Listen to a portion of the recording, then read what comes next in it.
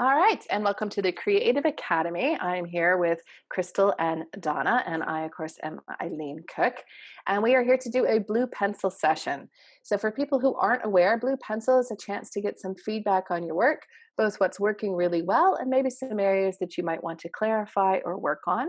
We need to give a huge shout out and thanks to Silvia Leong, who volunteered for her piece to be read today. Yay, Sylvia. And she sent us a piece, 3 pages, which is tentatively called Accident, and it's a new adult urban fantasy.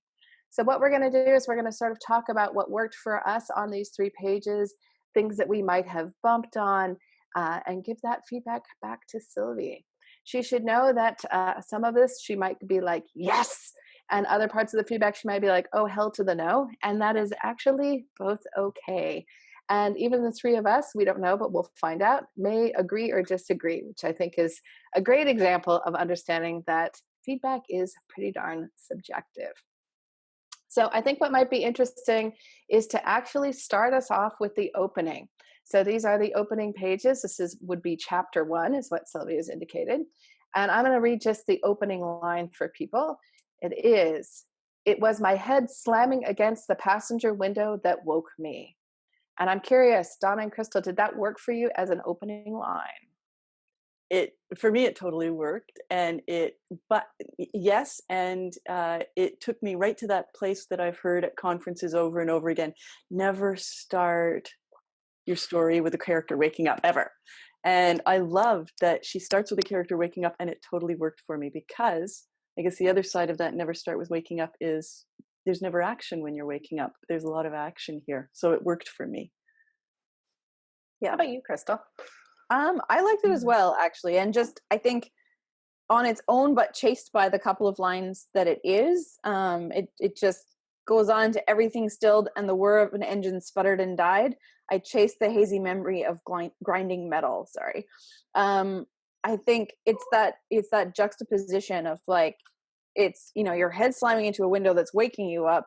You can hear an engine. We are getting immediately put in a place. We can figure out, okay, we're either in a plane or car, but with the grinding metal, and that was such beautifully phrased language there of chasing the hazy memory of grinding metal. It immediately sets the scene and puts you right in that action and sets a context for what's going on. So I really liked that. I thought that was well carried off. Yeah. Mm-hmm. And I am one of those people who have opened a book with a character waking up, so you know how I feel about that rule. But I would just put a pin in that to be aware that for some people, that is something that they do bump on right off the bat. I think it does work for all the reasons you guys have said. My only other note in there was whether or not she might add just one physical detail. So is there blood in her mouth, or is there a throbbing in her neck, or, just something that would ground us physically where she is. But for me, that opening worked really, really well.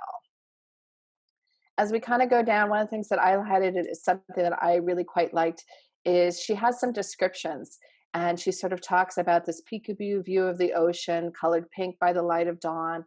And then she sort of slashes that the very next line as her talking about how people who have red hair shouldn't wear pink. And I really like that, because to me that matches the description is sort of choppy, but that's how I picture the character's thoughts being. And I think that's something to keep in mind is we are in this character's point of view. And so she's giving us the descriptions as the character would notice it. And that's what I thought worked particularly well in that opening. And it's a great example of deep point of view, like which a lot of writers really struggle with pulling off in such a short space.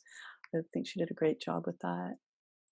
Now, one thing I will highlight that you may want to take a look at, Sylvia, is there's a series of questions in one of the paragraphs that ends with, why would he do that? Why would he sit right on the highway? Why would he even get out of his car? And this just comes to me because I have an editor who says you absolutely can't have 3 questions in a row. And my dog also agrees with that feeling, strictly verboten.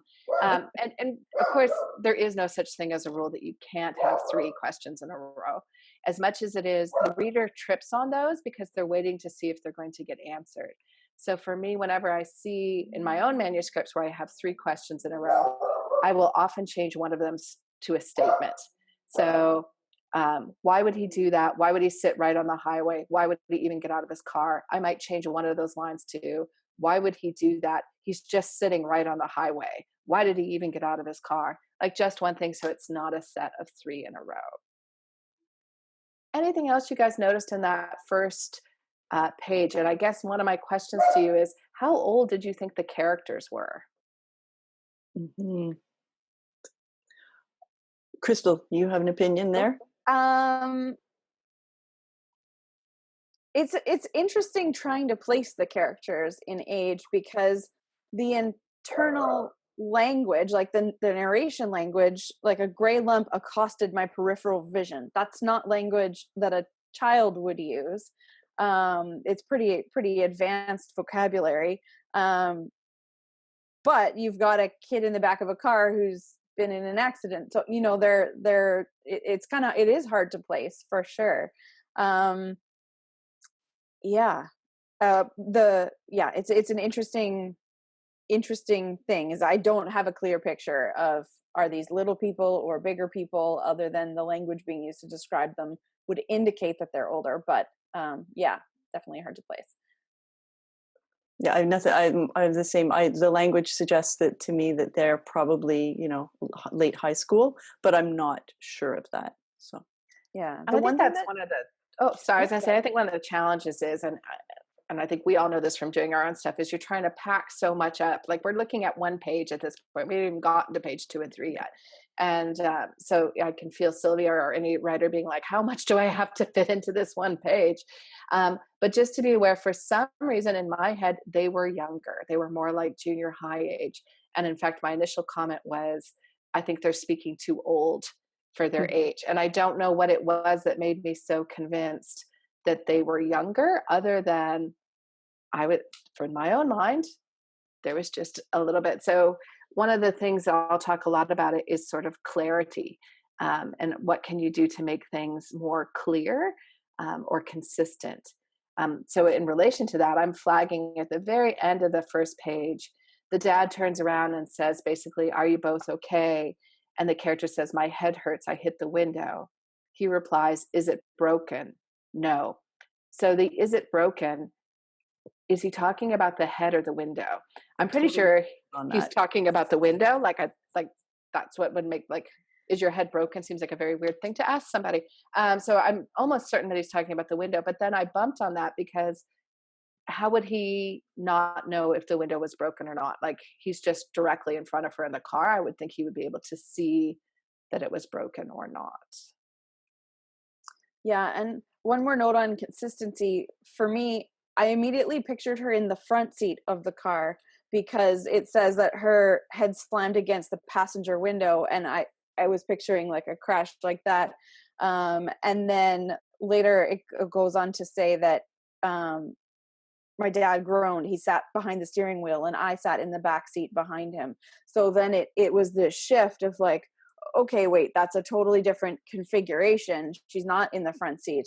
And it wasn't like the passenger side window. It was the rear passenger window, which was just a different place of picturing. So yeah. And that's a great example of a very easy fix. So if it had said in the very first line, the rear passenger window, I know they're in the back seat. I'm not sure which side they're on, but I don't need to know that, right? But just knowing that they're in the back seat, I think does change it. And one little tip is maybe just to draw the crash scene if you haven't already, because just to make sure that where you're describing the ocean is, could she see that direction out the back of the car where she is the man that she sees in the van, is he on this side where she's looking out, right? Like how do all of those pieces line up to make sure that she could legitimately see the things that she's describing? I think would be helpful as well, just to have that totally nailed down on paper as a picture. It's really helpful. Often you discover that in fact things are not quite as you thought in terms of the physics of it, and the what kind of accident was it, how did it happen, how did that work. That's a great point. Mm-hmm. So on page 2, the character goes on. So she's still in the car. She sees her mom is in the front seat, and we're discovering that mom is most likely passed out. I, And clearly, that's not new for the mom. Go ahead, Donna. right. But even the one line before that is the dad's comment to the window not being broken. And I have to tell you that in that one line, "You'll be fine. You didn't hit it that hard." I have already determined that the father is a jerk. What parent isn't going to say, are you okay? He's not really said, yes, he said, "Are you okay?" But, "You'll be fine. You didn't hit it that hard." I thought, so that could be a good thing. That could be a bad thing, depending on where this story is going. But right now, I am definitely not going to be sympathetic to this father at all. So if that's what you want, you've done a good job of that. If that's not what you want, you're going to have a hard time bringing me back. Well, and I think that's a good example of how dialogue can do double and triple duty. When you have a character who says something like that, we do have a sense of who they are as a person. You don't need to add. So, kudos to Sylvia who didn't add, "You didn't hit it that hard." My dad was very dismissive of my feelings and sometimes made me feel bad. Because if you'd had that, I would have crossed that out for you, Sylvia. Like by just having that line, that's the feeling we're walking away with without it. Speaking of dialogue lines, a little further on, the character calls out and asks the other driver if he's okay. So first off, that tells me a little bit about her. She is concerned about other people, but Mm-hmm. she has a line where the other guy is saying, "Look at my car," and she says, "I was sleeping. I'm sorry. Did we hit you?" The line just struck me a little bit like I don't know why she would tell him she was sleeping. I would cut that. In fact, I highlighted. I would cut that and just say, "I'm sorry. Did we hit you?" Um, Although to me it seems pretty clear that pretty much. But I don't mind that her line is a little bit fuzzy because I think she's still coming up Mm-hmm. with that kind of thing. Other things on this page that uh, either worked really well for you or maybe a challenge for you guys.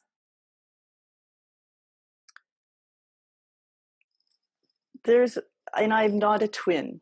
And Sylvia, you might be a twin, so you might be more attuned to this. But they're starting on this page and then through to the end. The way the brother and sister. So there is a twin brother in the back seat with the main character who's speaking. Her name is Olivia, and his name is Oliver. And Oliver's fingertips brushed the back of my hand. The brushing feels to me like not a brother sister thing. A little too sensual. A little too sensual. It's kind of like if it was my brother. I have a sister who's quite close to me in age. She wouldn't have brushed her fingertips. She would have punched me in the leg. She would have punched me in the shoulder. It would have been a very different kind of Says a lot action. about your family, Donna. It does. And right, which is why I'm saying I'm not a twin, and maybe that does say more about me than about the characters. But that's how I'd get attention. Anyway, so that jumped out at me. I didn't realize it seemed a little sensual. Thank you. Well, Yeah, particularly, I had the same reaction. Just as it went with his breath tickling her ear, and that seemed like a not focal even his point. breath, it's his lips. Yeah, and yeah, I mean, I'm close with my brother too, but there's limits, right? Like there's, yeah.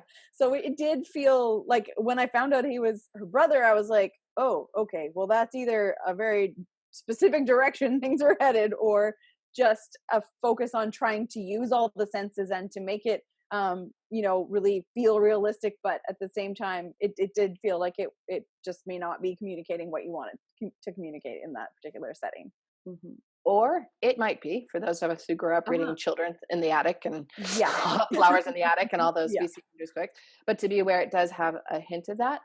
The other thing I flagged, strangely enough, with the twins, and I know this is a very common twin thing, is they have names like Oliver and Olivia, Kathy, and of course now I can't think of a single guy's name. I have Liam and Leah as my twins. Yeah. But just to be aware, sometimes readers can bump on those kinds of things just because those names are similar enough that will they catch it. So it's just something to consider. I wouldn't necessarily change it, but it would be something I would kind of keep in the back of my I was mind. pleased to see that Oliver refers to his sister as Livy. Like if that's the way that goes, that would, because I am the kind of reader that bumps on those things. That's just my lazy reading style. Well, those of us who are fast readers, Mhm, we're often flying along, so that can make that mhm, difference. There are a couple places where I think you could just tighten the dialogue just a tiny little bit. So I just want to highlight those. So there's a line. So the brother is whispering, either appropriately or inappropriately, into her mhm, ear, and he says, "You and mom were still in the house saying goodbye, and I saw dad take a bag of cocaine from inside his jacket." I think you could just open with, "I saw dad take a bag of cocaine from inside his jacket and shove it into a duffel bag." The fact that they were still in the house and saying goodbye, I don't think we need it. I just think it slightly slows your pacing. And this is something when I'm doing edits, people say, "Are you kidding me? That's like the smallest little change. Like, what does it matter?" But it is, strangely enough, the kind of thing that can slow your pacing down. So I'm seeing that this is kind of an intense conversation that's happening because the brother is very concerned. There's cocaine in the car. So first off, big thumbs up because we have lots of conflict going on and a lot of hints that there's trouble to come.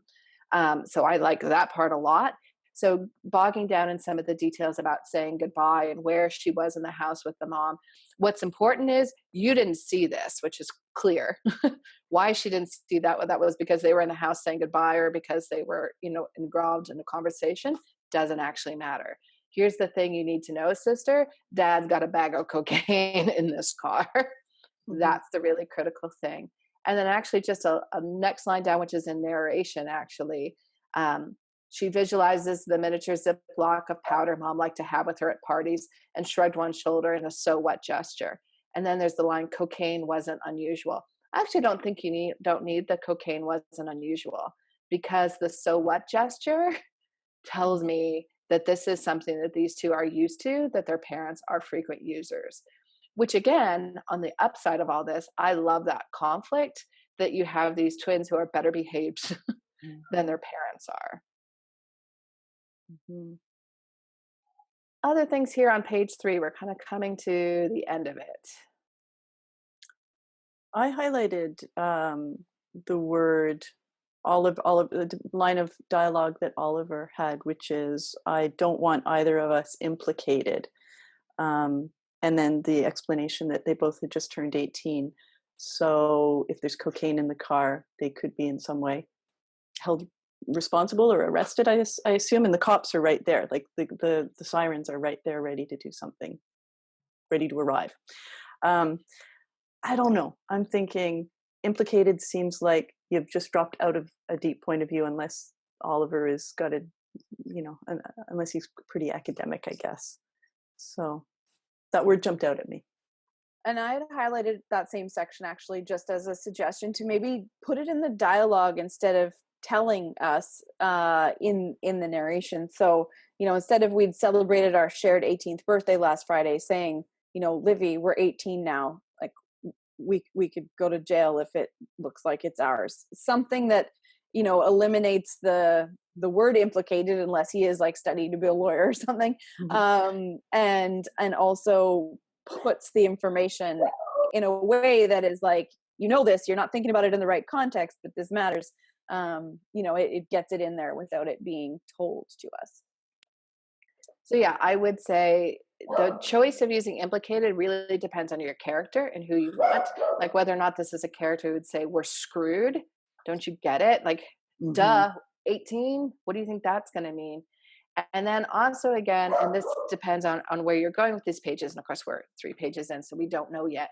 Um, but would they be implicated? Like, so that's basically you're telling me that the parents would let their kids take the fall for that, which is great conflict because that's some messed up parenting. And Donna's already decided I've she already hates decided dad. the dad is going to make the kids take the fall. Totally.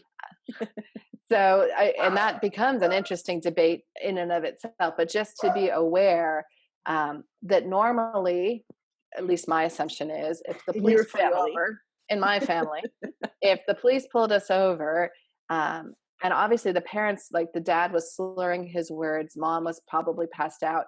I think they're going to be pretty clear to the cop that they are intoxicated, like why the cop would believe the cocaine belonged to the twins versus to the 2 drunk people in the front, which also for me raises the question of why did they get in the car with their parents?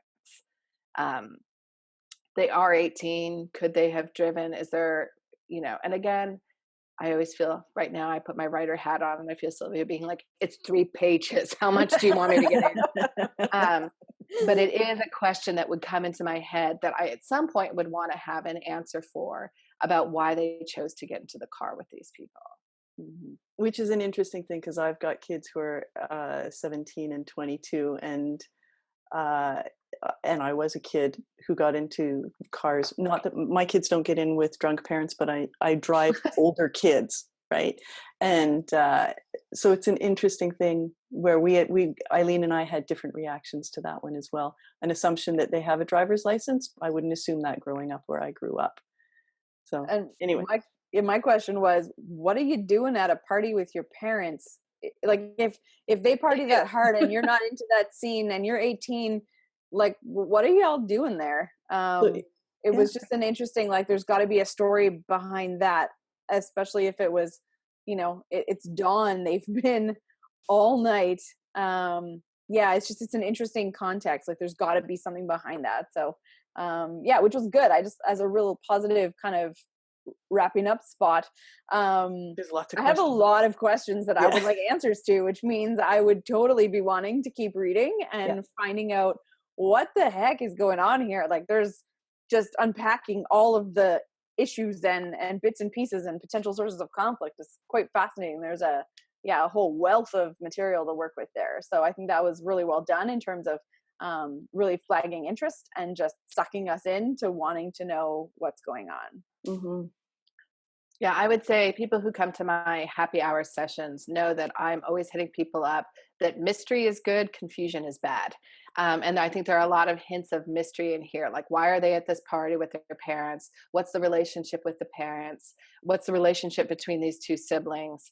All of those are things that are going to result, and those are mysterious things for me. So I want to know more, but I'm not necessarily confused. Again, I think there's a couple places we can add a little bit of clarity, but you've done the most important thing, which is I would want to read page 4. I would want to read page 4 too. Yeah, absolutely. Yep. Mm-hmm. So you're on the right track, Sylvia. So Well some done. things I would highlight to you, and it is actually in the free resource room. There's a revisions checklist, so you might find that a helpful thing as you're going through and making some changes with that. And I want to give again a huge shout out and a big thank you to Sylvia for posting her pages. That's always a brave thing to do. And if we completely got the story wrong, sorry about that. But hopefully we were able to at least highlight some things you might want to take a look at, both that you can build on that are working great, and some things that you might just do a little few tweaks with. And if you, as a listener, are interested in having your pages read, we will supply that link for you, and that is available to all members of the Creative Academy. So another benefit of membership. And if you're not a member, you're missing out. So thank you to everybody for our first Blue Pencil. Bye. Bye. Thanks. Happy writing.